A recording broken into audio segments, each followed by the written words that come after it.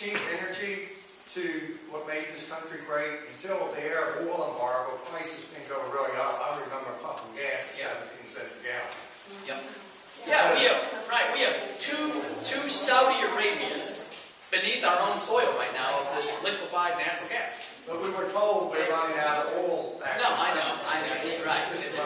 That's the leftists always say that we have scarcity. We don't have scarcity. We're brilliant people, right? The United States, we have more Nobel laureates. We got MIT, Harvard, Stanford. We have scientists that discover new chemicals, new molecules by the day, right? We got people at Randolph-Macon at small D3 schools inventing new molecules and finding new things, new patents, and they make money on it, right?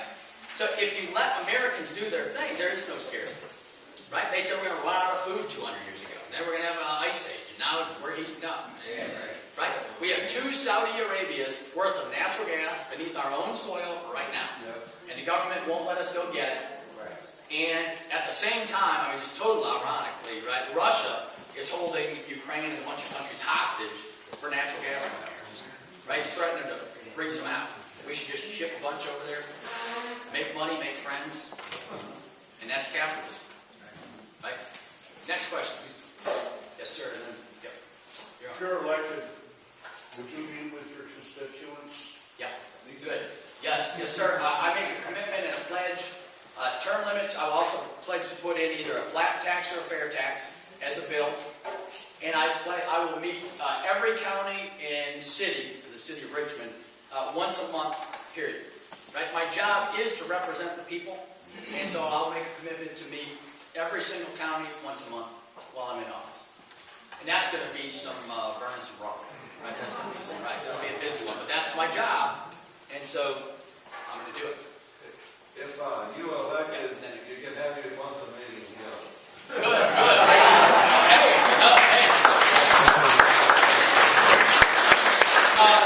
It won't be downtown with the lawyer groups who are not supporting me. I do have a memory, and I will remember who my friends are. And my friends are here in this room. Right? Yes, sir. Yeah, the cornicopian legislation in the United States, well enough. Yeah. What about coal?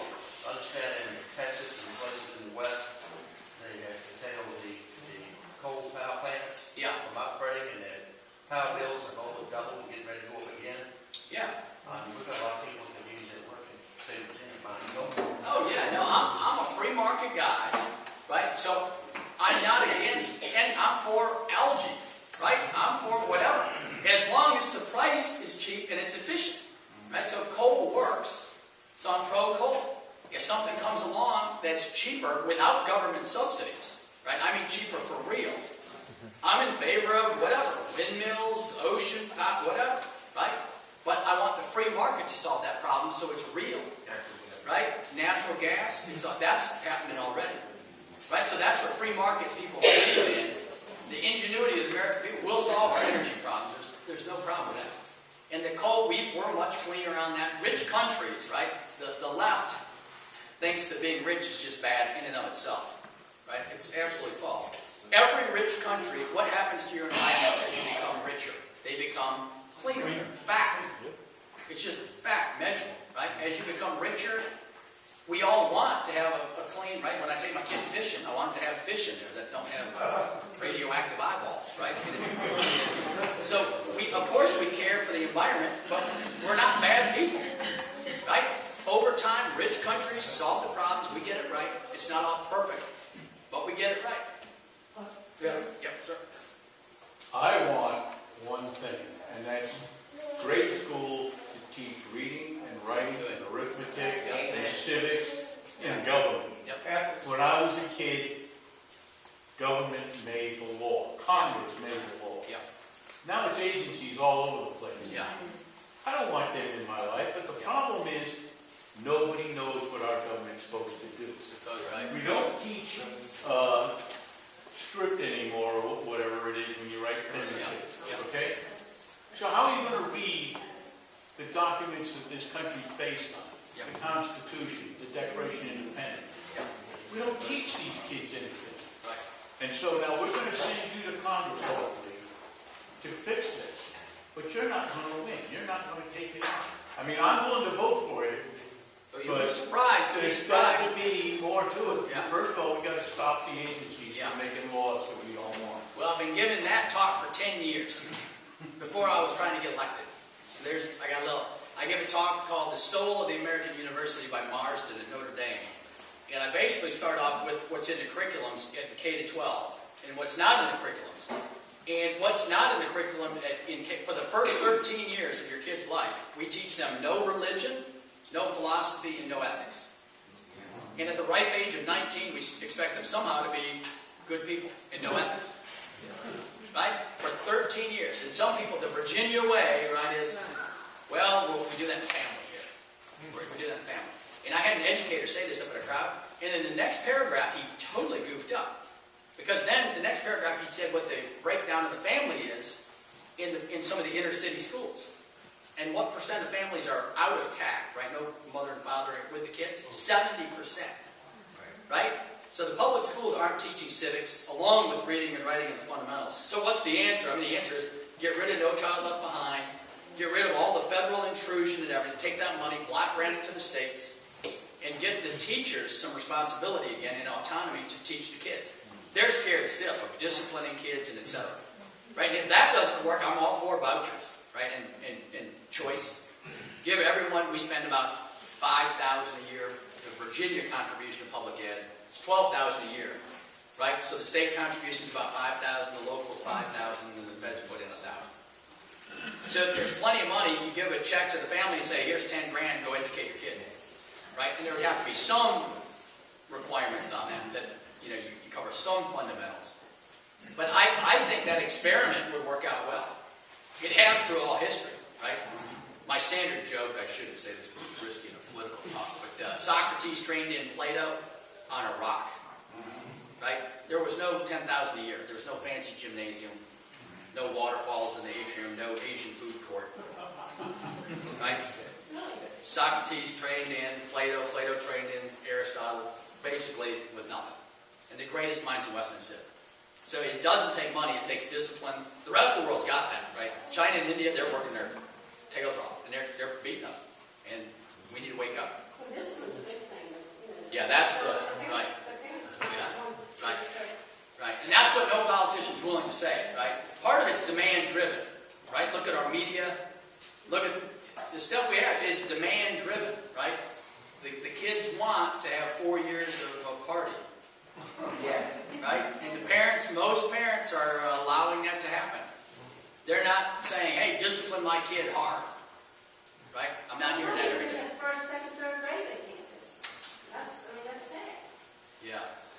Well, that's because the values, there's no shared values. I always ask my students in class, you can vouch for me. I ask, who's our great moral teachers these days? Every generation's always had great theologians or philosophers by the century that you can name. Who do we got right now? JC. Right. Yeah. Right. Right. Beyonce, etc. Right. When you can't name a serious philosopher, a national name, or a serious theologian or a serious religious leader at the national level, your culture's got a major problem. We got a major problem. Wherever it is. Yep. Do you believe that we will get common core, or do you support common core? No, I'm against the Common Core. I'm against all federal intrusion. I don't think we're going to get the teachers. I get talked with teachers showing up now. The teachers are finally weighing in because they're sick of it. They don't get paid huge, right? They go into their jobs to teach and make a contribution, and they like kids. And so when they can't do that anymore, then they're like, why am I doing this? I'm getting low pay. I can't teach the kid. I can't be creative. Right? I can't do it my way. Yeah. Way over, I heard from you in a commercial Yeah. Oh, yeah. about the fact that you were Tim Kaine's Right. economic advisor. Right. Would you clarify that? And I Yeah. think that was a standing committee, Yeah. was it not anyway? Standing, didn't matter Yeah. who the governor was? Yeah. And you served about 3 different governors? Yeah. He says I'm on the Council of Economic Advisors, which is a federal thing. We don't have one of those in Virginia. So other than that, it's all true. And then he said I was Tim Kaine's hand-chosen protege. I never met Tim Kaine. I'm not his hand-chosen protege. And then he links it. The Richmond Times-Dispatch did a thing on this. And they said, the statements are true, but it's unfair. Right? So it's kind of proof that you didn't do this malicious thing, right? So it's like saying to you, you like matches, and there was a fire over there, and you like matches a lot, and you like starting fires, and there was arson there, and you were right by the building when it started on fire, right? All these statements could be true, right? You like roasting marshmallows and having big fires by you, right? So they put a bunch of statements that are true together with the intent to deceive. And so I sent that to Warren Fisk, get on his case. He's a PolitiFact guy at the Richmond Times-Dispatch. Get on his case, and I sent him the definition of a lie I said my third grader knows this stuff. I said, definition of a lie is to intentionally deceive, right? So if you tie things together, so he says, I was on this board that does revenue estimates only, and Tim Kaine raised taxes $1 billion and raised it, and Dave didn't say anything about it. I can do that to you. It's an endless trap, right? So the intent, I asked Warren, I said, do you think, Warren, that he put together that ad to help get me votes or to deceive voters? Right? But they won't ever answer the obvious because then they're all in on it. Yes, ma'am? Was the question over there about Common Core? Yeah. And what did you say? What are your thoughts? That was my question, and Yeah. I heard you say something about it. Yeah, no. Common anything I'm against. United Nations, common everything. If you say common, by definition, you're saying it's top down. I'm going to force this on you, right? That's what dictators do, right? Dictators say, here's what you're all going to do. It's the reverse of this country. This country, the people say, no, here's what we're going to do, right? And I'm going to send my kid, I'm going to pay your salary, and you're going to educate my kid the way we want you to educate my kid. Well, we've lost control, and parents are just horrified. The yuppies, I live by Shore Pump, it's all yuppies. They're scared of these administrators. And so Obama's got a poster up there, right when you walk in my girls' elementary school a couple years ago. It says, Obama profiles and courage. Right? So I asked the principal, I said, well, did you have this poster when Bush was there? Did you have profiles and courage? No. I said, well, that's a shocker. Right. And then so I said, well, if you have a Republican in the future, will you put profiles and courage? And they're like, So parents need to get some guts and just ask these basic things in public and embarrass them, because morally it's indefensible, right? And it's ironic. The left talks about what's the big word they always use? Diversity, right? True diversity is letting individuals be individuals, right? That's true diversity. The arrogance, right? This is Hayek economics and whatever. Hayek wrote a book called The Road to Serfdom and explained exactly what's going to happen to Russia. And in that book, he described what's called the fatal conceit. And the fatal conceit is when an economist in the ivory tower thinks that I know better how to run the world than you do. Right? That I know what's in your head for 300 million Americans, and I'm going to tell you what to do. No, I do not know what's in your head. I do not know what you want to do on a given day. It's a free country, right? And so I should set up a system that allows you to flourish and be yourself. That's true diversity. The left does not believe in diversity. They believe in top-down, I'm going to force my way on you. Obama's forcing undiversity on everybody. It's not diversity. It's top-down, central planning on everything. One healthcare, here's what you're going to do. Here's what you're going to pay, here's your choice, here's what you're going to do. That's not diversity, right? It's all upside down. Who else has got it? Yes, sir. Yeah, what got me involved in the Tea Party is economics. Good. Quite essentially, I had to dig myself out of a serious financial hole because of the market. It was tougher than I thought. I had a lot of free time on my hands, so I did a lot of reading on really Austrian economics. The way our current administration is acting, and others have, mirrors the FDR and Woodrow Wilson administrations for the favors. They're giving money to essentially their lackeys and calling it distribution, redistribution of wealth, plain and simple. As a House member, what would you do to get the spending under control, which under the Constitution, the House controls the person, they don't know how to do it. Right. From what I've seen, I'll settle for adding and subtracting. I'll just cut my losses on the multiplying and dividing. I just need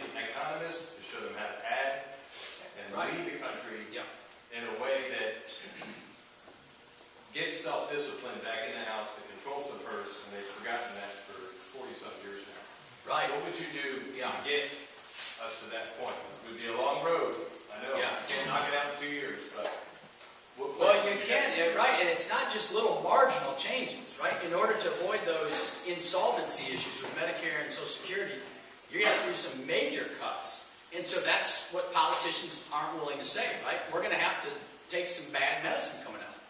And so we're going to at least have to just balance the budget. No more. I mean, they think it's good that, right, for the past 5 years, we had $1 trillion deficits, 4 in a row.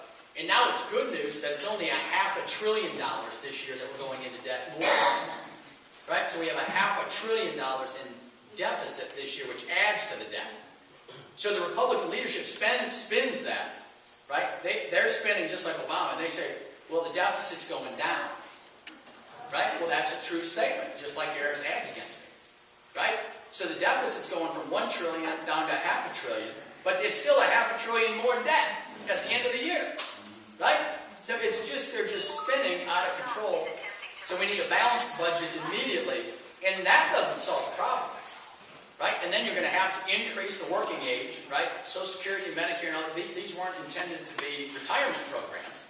Right? These were intended to be, disaster prevention for seniors, and I'm all for that. Right? But it's in the worst case scenario, it's not at 65, you get your the average death age back then was 65. So it broke even. Now the average death age is 80. Right? So can you pay everyone in the country a huge chunk of money for 15 additional years? No. That's why it's insolvent. So that's the beginning. That's the beginning of it. Yep. Okay, if we cut sending the money to DC, cut all those jobs and people receiving the money, then redistributing it back to the states, how much money would that cost? And cut those jobs out. I mean, it's like me handing someone money to hand it back to me, and I'm paying that person to hold my money. Right. Well, more importantly, so I know the Keynesian economists, right, the liberal economists, they say there's no difference between federal spending and state spending, whatever. And that's not true. So if you take, say, $4 trillion, say you take $1 trillion away from DC and put it back in the private sector, right? The private sector actually creates what's called economic growth. Right? Government does not do that. And so then the pie grows again, and then you get enough money to run the country well, right? But that's what's not, the economy is not a zero-sum game, right? Economic growth is a good thing, but the politics is a zero-sum. Whenever government takes power from you, you lose power, right? And so we need to end that, and if we do need to, 1/4 would be a nice little chunk. Right? We have a question here. Yeah, sorry, sir. I'm sorry. This is a little bit different. I think notoriety is always a dangerous thing. And I think some probably decent people have gone to D.C. And there is a relentless seduction away from the values that took you there and toward values that we don't agree with. My concern is what kind of plan, you don't have to tell me, but do you have a plan? The influence peddlers are 24/7 up there. And there's a relentless pull away from the values. I would like to know that you have a plan to avoid that, because it's a corrupting thing. It doesn't happen overnight. You don't become something totally different in a day or so. It's the old frog in the pot. Right, that's it. That's right. And I'd like to see, if you're going to D.C., to have some kind of plan in place for you, your family, and for us. But you're not going to get sucked away a little at a time and gradually become somebody we don't know. Right. Even if you've got a term limit of 3 terms. Right. It's amazing how much transformation can happen in that environment. I got a plan. It's called the Plato plan. Plato said you should go into government after you're done with sex, drugs, rock and roll, and power. Right? He actually said that in the Republic, right? So about 50, that was the average death age back there if you were Greek. 2,400 years ago. Right? So my plan is, and I seriously think St. Augustine said the same thing.